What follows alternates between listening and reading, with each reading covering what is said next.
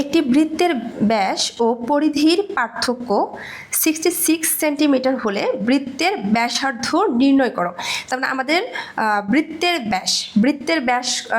ব্যাসার্ধ কত? বৃত্তের ব্যাসার্ধ যদি আর হয়, বৃত্তের ব্যাস কি? বৃত্তের ব্যাস হচ্ছে, তখন কি হবে? ব্যাসার্ধের দ্বিগুণ, তার মানে 2r। আর বৃত্তের পরিধি কি? বৃত্তের পরিধি হচ্ছে 2πr সেন্টিমিটার।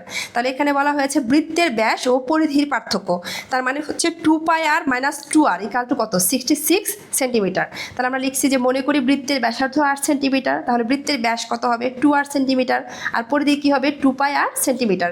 তাহলে ব্যাস আর পরিধির পার্থক্য, তার মানে কি 2πr - 2r = কত দেওয়া আছে? 66 দেওয়া আছে। এখন এই দুটার মধ্যে কমন যায় r, তাহলে থাকে 2π - 2 = 66। তাহলে আর 2 × π এর মান বসাইছি, -2 = এত। তাহলে আর এইটুকু ক্যালকুলেশন করলে আসে 4.2832 = 66। তাহলে আর কি হবে? আর হচ্ছে 66/4.2832। ক্যালকুলেশন করলে আর এর মান আসবে হচ্ছে 15.41 সেন্টিমিটার। তাহলে ব্যাসার্ধের মান আমরা কত পেলাম? 15.41 সেন্টিমিটার।